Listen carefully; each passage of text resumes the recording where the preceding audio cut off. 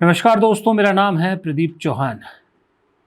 दोस्तों, कहते हैं कि राजनीति में जीतो कहीं, असर कहीं दिखता है, उसका नतीजा कहीं तीसरी जगह निकलता है।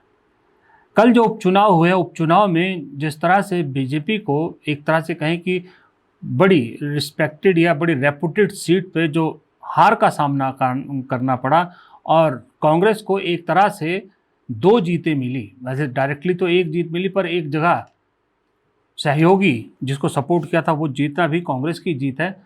उसने एक चीज़ साफ कर दी है कि आने वाले जो 5 राज्यों के विधानसभा चुनाव है उसके लिए जनता का मूड क्या रहने वाला है, इसका संदेश दे दिया आप। दूसरा, मुझे ऐसा लगा खास करके मध्य प्रदेश में जिस तरह से वहाँ पर कांग्रेस में गुटबाजी है, जिस तरह वहाँ के प्रदेश अध्यक्ष जीतू पटवारी के खिलाफ कुछ कांग्रेस के गुट लगातार काम कर रहे हैं, यहाँ तक कि जो पूर्व विधायक हैं जिनके डिस्क्वालिफिकेशन की वजह से उपचुनाव हुआ, वो भी पार्टी के खिलाफ काम कर रहे थे, उसके बावजूद कांग्रेस पार्टी जीती है। तो एक बात तो तय है, कांग्रेस में बहुत सी जगह ऐसी है जहां नेता का वोट नहीं है, वोट पार्टी को पड़ता है। जनता अगर कांग्रेस को चुनती है तो वो कांग्रेस को चुनती है, नेता को नहीं चुनती है।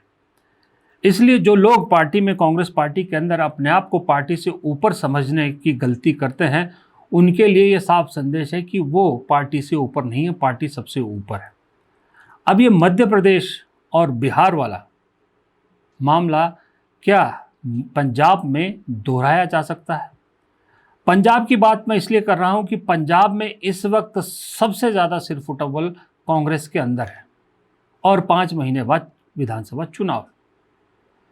कांग्रेस का सेटलमेंट हाईकमान कहती है कर दिया है हमने, जो फैसला किया था उसको नहीं बदलेंगे, दिल्ली से एकता का संदेश दिया। लेकिन पंजाब में इन दिनों जो कांग्रेस के अंदर हो रहा है, जिस तरह से खुलेआम गुटबाजी दिख रही है, खुलेआम एक दूसरे के खिलाफ नारे लग रहे हैं, वो तो अच्छे संकेत नहीं दे रही है। अभी आप ये देखिए, एक पोस्ट बड़ा होर्डिंग लगा हुआ है जहां भूपेश बघेल जो प्रभारी है उन्हें एक हिटलर की तरह बताया गया और उन्हें गो बैक का वहां लगाया गया है भूपेश बघेल के खिलाफ। इसी तरह से प्रदेश अध्यक्ष राजा वड़िंग के खिलाफ एक पूरा सिस्टमेटिक तरीके से उनके हर कार्यक्रम को खराब करने की कोशिश की जाती है। लेकिन जिस तरह मध्य प्रदेश में राहुल गांधी के शेर जीतू पटवारी, क्योंकि जीतू पटवारी को राहुल गांधी ने चुना युवा चेहरों से, इसलिए तकलीफ थी, उन्होंने डिलीवर किया।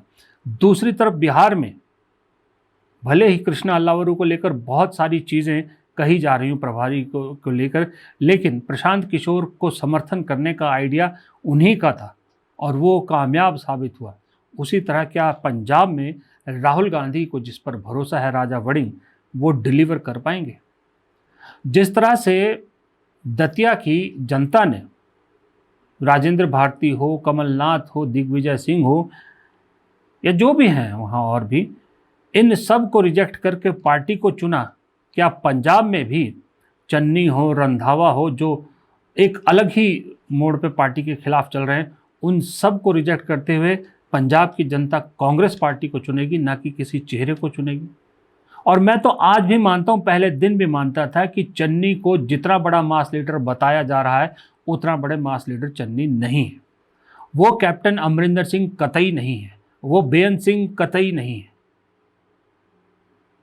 कुछ पॉकेट में हो सकते हैं वो दलित चेहरे की वजह से, कुछ उनके जो समर्थन में एक तरह से सिंपैथी थी लोगों की, है कि भाई उनको बहुत कम मौका मिला। लेकिन जिस तरह की हरकतें अभी वो कर रहे हैं, जिस तरह से पार्टी के फंक्शनों से दूर रह रहे हैं और जिस तरह से उनके समर्थक खास करके पार्टी के कार्यक्रमों को खराब करने की कोशिश कर रहे हैं, वो अपने आप में एक बेहद बेहद घटिया हरकत लोगों को लग रही है। बल्कि मैं कहूँगा राहुल गांधी को ना, या कांग्रेस हाईकमान को, ना वड़िंग की सुननी चाहिए, ना बघेल की सुननी चाहिए, ना चन्नी की सुननी चाहिए, ना रंधावा की सुननी चाहिए, ना वाजवा की। वहाँ के जो दूसरे नेता हैं, जो इन 5 बड़े नेताओं के नीचे हैं, उनके जज्बातों को समझना पड़ेगा, उनकी आवाज़ सुननी पड़ेगी। ये आवाज़ जो कह रही है वो समझना पड़ेगा। जो आज आपके सामने बैठा है हमें सुन रहा है, लेकिन जो लोग जानबूझकर पार्टी को खराब करते हैं, माहौल खराब करते हैं, उनको बाहर का रास्ता दिखाइए और उनको बताइए कि आप हमारी पार्टी को खराब नहीं कर सकते। किसी को शिकवा है, शिकायत है, अगर रजिया को भी शिकवा है, शिकायत है, वो अपने हाई कमांड पे रखती है और बेबाक रखती है। अगर आपको शिकवा शिकायत है तो अपने हाई कमांड के पास रखिए, वहां पर तो आप मियां मिट्ठू बनकर बैठते हैं, लेकिन दूसरे की हालात खराब करते हैं। ये मत कीजिए।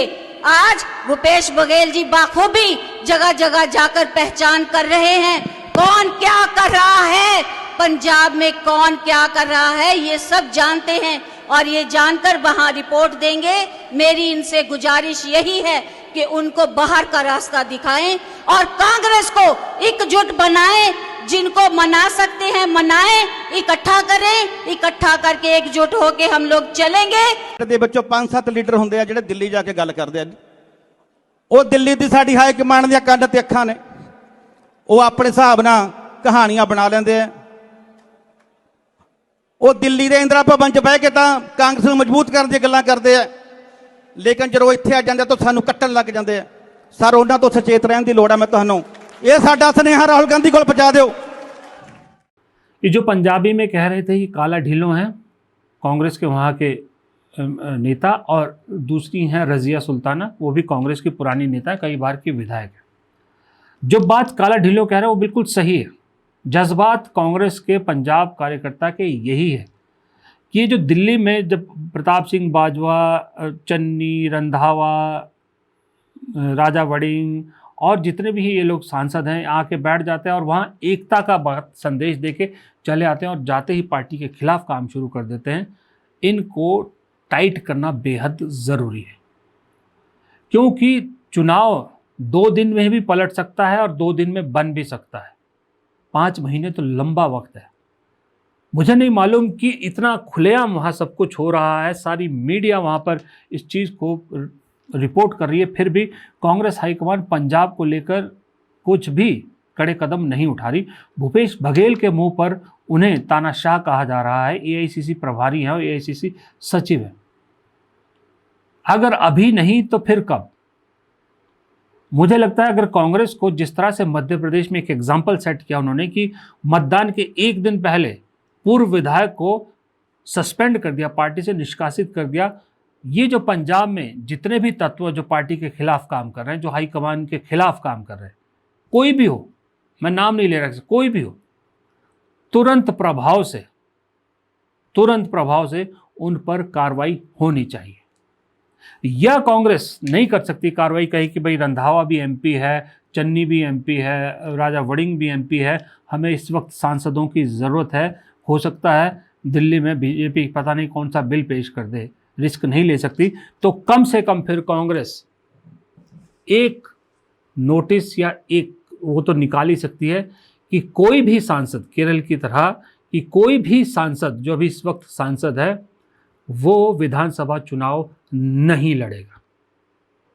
इतना संदेश तो निकाल दीजिए ताकि लोगों को क्लियर हो जाए कि ना राजा वड़िंग सीएम बनेगा, ना अभी चन्नी को सीएम बनाने की घोषणा की जाएगी, ना रंधावा सीएम बनेगा, ना अमर सिंह सीएम बनेगा, कोई नहीं बनेगा। इनमें से जो सीएम बनेगा वो नए चुने विधायकों में से चुना जाएगा। कम से कम एक संदेश तो चला जाएगा। ये जो इस तरह की हरकतें हो रही इस पर तो रोक लगेगी। इतना कांग्रेस को मुझे लगता तुरंत करना चाहिए, इससे पहले कि बहुत देर हो जाए। इस वक्त मुद्दा गर्म है, लोहा भी गर्म है। इस गर्म लोहे पर हथौड़ा मार दीजिए। आपको संदेश मिला है 2 जगह से कि वोट पार्टी को पड़ रहा है, लोग वोट पार्टी को दे रहे हैं, किसी चेहरे को नहीं दे रहे। चेहरा कांग्रेस में सिर्फ और सिर्फ एक है, उसका नाम है राहुल गांधी। जैसे बीजेपी में सिर्फ और सिर्फ एक चेहरा है नरेंद्र मोदी, उसी तरह कांग्रेस में भी सिर्फ एक चेहरा है राहुल गांधी। जो वोट पड़ेगा राहुल गांधी के नाम पे पड़ेगा, अदरवाइज पार्टी को पड़ेगा। तीसरा कोई चॉइस है ही नहीं। जब चॉइस है ही नहीं तो फिर ये जो दखलंदाजी है या अनुशासनहीनता है, इसको क्यों सहन किया जा रहा है? सवाल कार्यकर्ता ये पूछ रहा है। नमस्कार।